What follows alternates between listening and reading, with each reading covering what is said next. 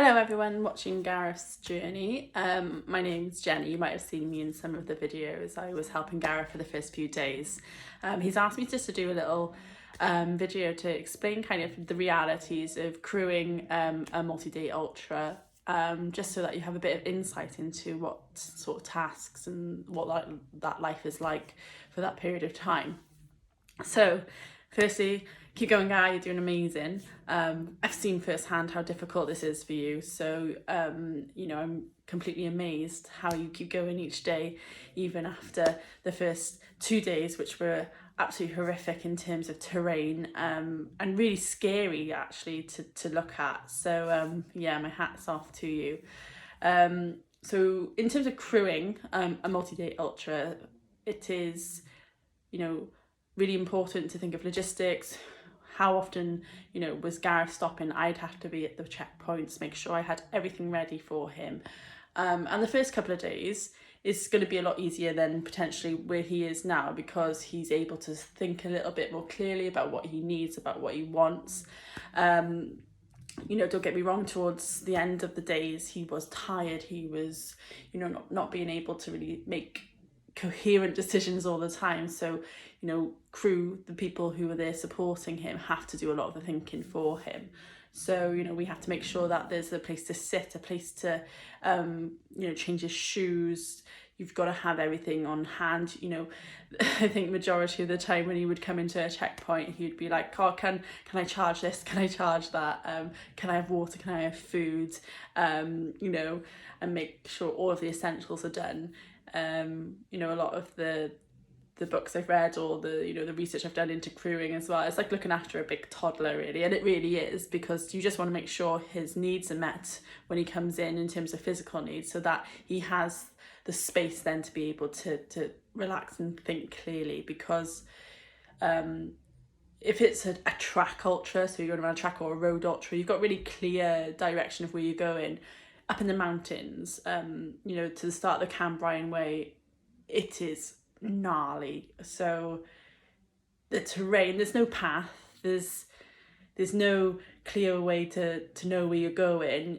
He's using his GPS on his watch, but that's just an estimate. That can go wrong, that could be, the signal could go. So there's lots of things that can and do go wrong, and you've just got to have the best judgment to know that you're going in the right direction. So I've keeping a track of him on the GPS, the same as maybe some of you are, and I'm just making sure like he's heading in the right direction, or if he gets lost, then I can give him directions on where to go. So as a crew member, you can't necessarily relax all the time either, because you've got to be aware of where he is and if he's safe, and if he needs to meet you sooner than planned, and to potentially give him advice on where to go next, or where the next sort of services or places that he can rest are, without us being able to get in.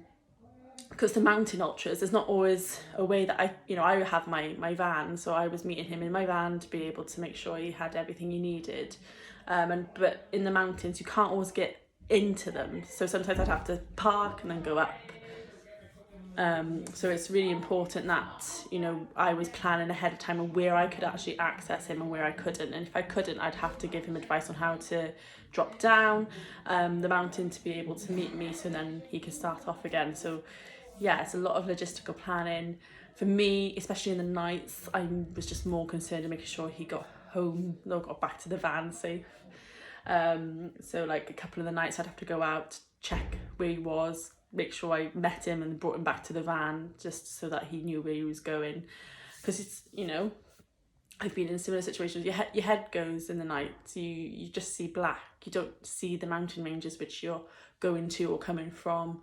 You don't necessarily see the checkpoints, so you just have to be relying on your GPS, on your crew team, to be able to know that you're going in the right direction. But yeah, some of you might have followed my story. I had lovely experiences, don't get me wrong. I enjoyed the surroundings and the places that I were. I was even, but in the back of my mind, I was always like, where's Gareth? What's he doing? Am I going to be able to get to the next checkpoint in time? Is he okay? Does he need someone to go out and see him sooner? So in terms of like crewing experience, it is one of those which you're going along the journey with them, you're seeing them progressively get more tired, and you're becoming more aware maybe that you have to do a lot of the thinking for them, like I said. And especially towards the end of the third day, I'd had a routine of stop, sit, change shoes, charge this, eat that, drink this, prepare for the next time he goes, and then know exactly where I was meeting him next and where potentially earlier extract points may be. So yes, a lot to think about. So yeah, I just wanted to give you a little bit of insight. I'll keep posting. I'm gonna hopefully see Gareth towards the end of tomorrow, where he'll be coming into Cardiff, so it'll be nice to kind of see him at the end. But thank you so much for all your support so far.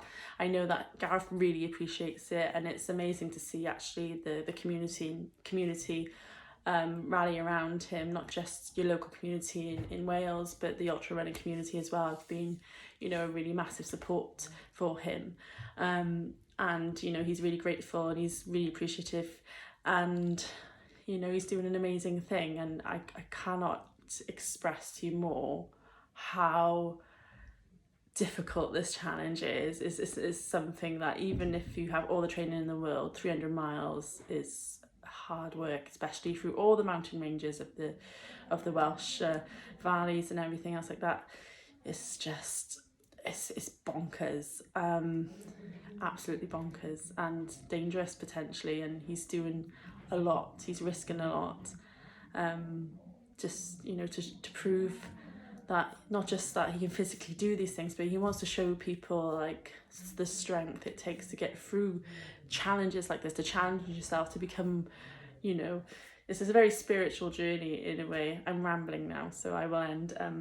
But yeah, he's doing this all for Harry, and to raise awareness and to raise money for Latch Cymru. So any sort of support, any words of encouragement, any if you want to donate, the link is in his bio. And if you want to ask me any questions about my experiences, that what I've seen, or if you want me to ask Gareth any questions on your behalf, then I am in the background here on social media as well for him. So I'm more than happy to do that. I hope you have a lovely rest of the day, and keep an eye on him, and see him come in towards Cardiff tomorrow. And if you're free, if you want to come see him, come into Cardiff Castle, and give him all of the congratulations that he deserves, because he's doing an amazing thing. So well done, Gar, and I'll see you soon.